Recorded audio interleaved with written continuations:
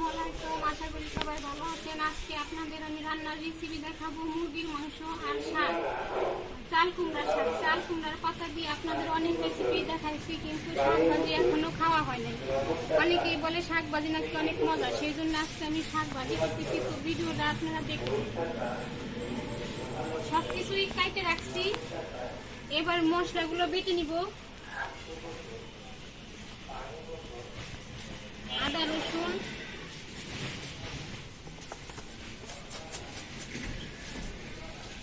জিরা একসাথে বেটে নেব।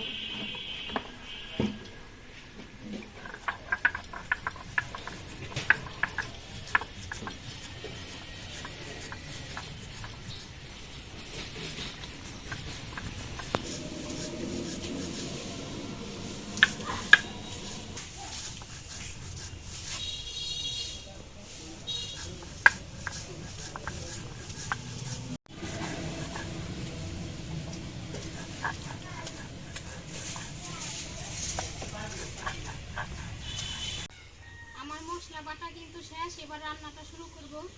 এবার বাটিতে উঠিয়ে নিব মশলা।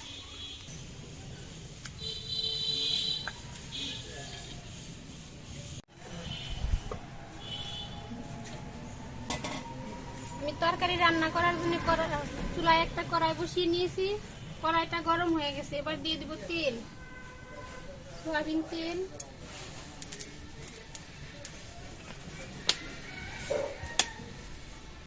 আমার তেলটা কিন্তু খুব ভালো করে গরম হয়ে গেছে। এবার এই আলুগুলো আগে তেলে ভেজে নিব।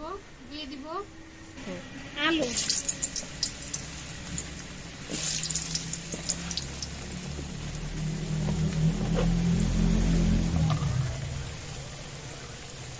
লবণ, হলুদের গুঁড়া। এবার এই আলু লাল লাল করে ভেজে নিব।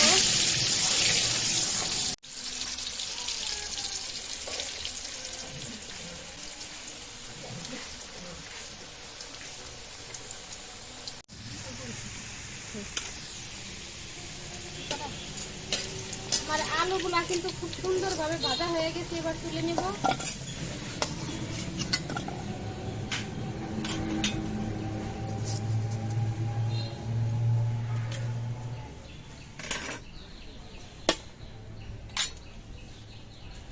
এবার দিয়ে দিব পেঁয়াজ কুচি,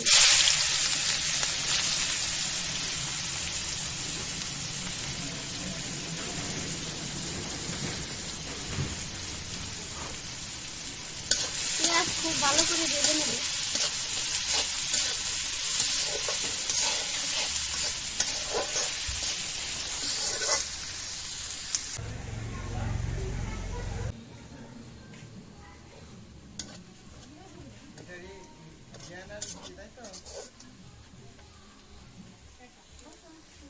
আমার পেঁয়াজ ভাজা কিন্তু খুব ভালো করে হয়ে গেছে। এবার দিয়ে দেবো বাকি সব মশলা, মরিচের গুঁড়া। যে কোনো মাংস একটু ঝাল ঝাল খাইতে ভালো লাগে, সেই জন্য ঝালটা একটু বেশি দিব। ধনিয়ার গুঁড়া, হলুদের গুঁড়া, পরিমাণ মতো লবণ।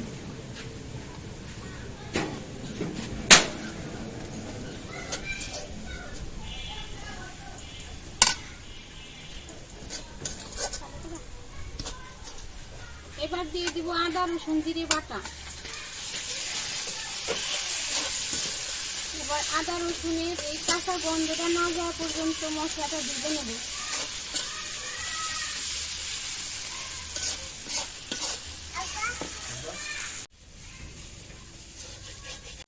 আদা রসুনের কাঁচা গন্ধটা কিন্তু চলে গেছে, খুব ভালো একটা ঘ্রাণ বের হয়েছে। এবার দিয়ে দিব এই সামান্য একটু পানি, এই মশলাটা আরো একটু ভালো করে কষিয়ে নেব।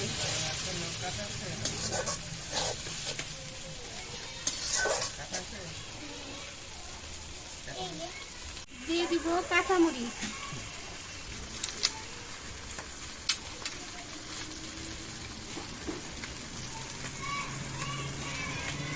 গোটা গরম মশলা, তেজপাতা।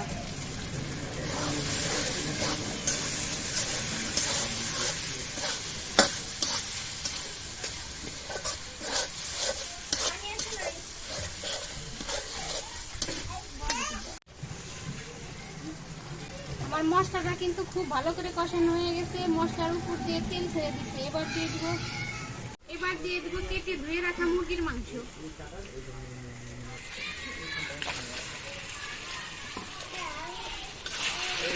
এবার এই মাংস মশলার সাথে খুব ভালো করে কষিয়ে নেব।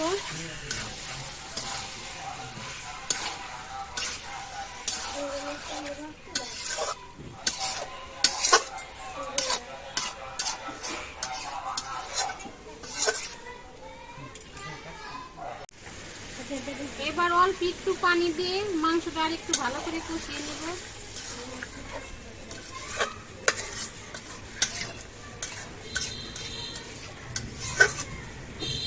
ঢাকনা দিয়ে ঢেকে দেব।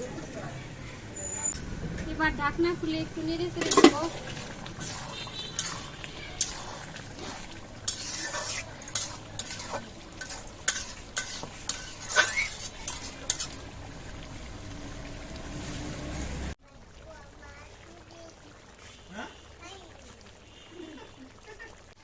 এবার দিয়ে দিব ভেজে রাখা আলু।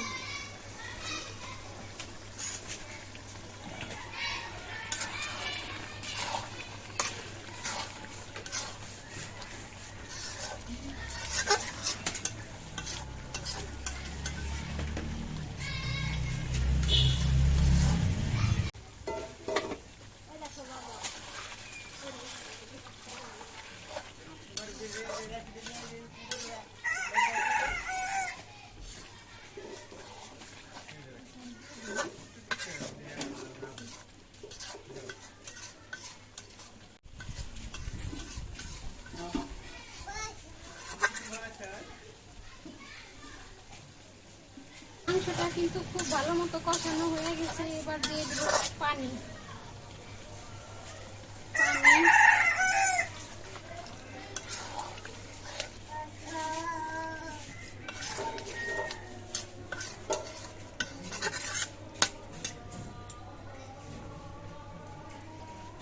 এবার ঢাকনা দিয়ে ঢেকে দেব।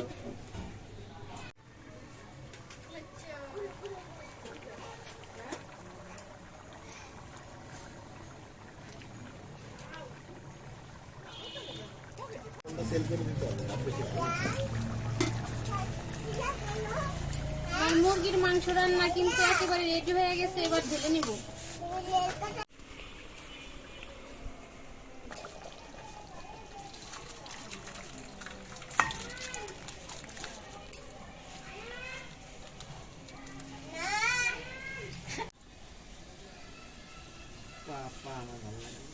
এই যে আমার মুরগির মাংস রান্না রেডি হয়ে গেছে। এবার ভেজে নিব শাক।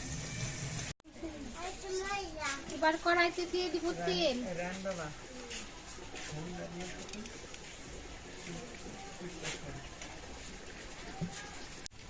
শাক ভাজির জন্য ফোড়নে দিব শুকনা কাঁচামরিচ,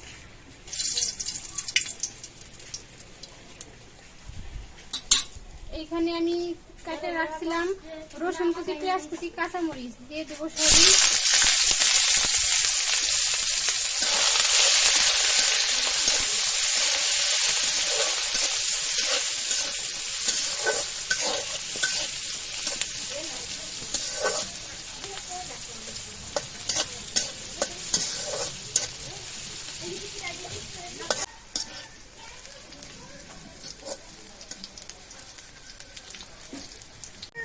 আমার পেঁয়াজ রসুন মরিচ খুব ভালো মতো ভাজা হয়ে গেছে। এবার দিয়ে দেবো কেটে ধুয়ে রাখা শাক।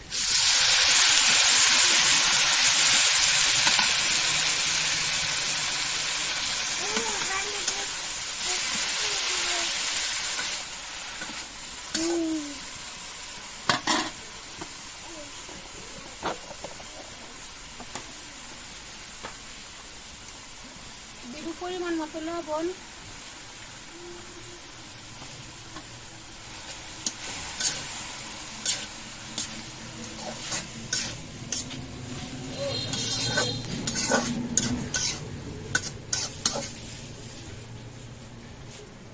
এবার ঢাকনা দিয়ে ঢেকে দেব। 10 মিনিট লাগে বাইরে দাঁড়িয়ে করতে।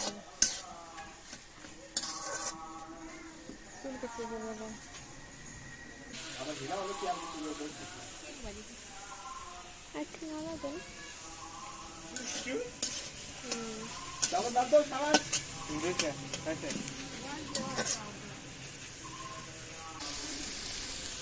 আমার এই চাল কুমড়ার শাক ভাজি কিন্তু ভাজা একবারে রেডি হয়ে গেছে, এবার নামিয়ে নেব।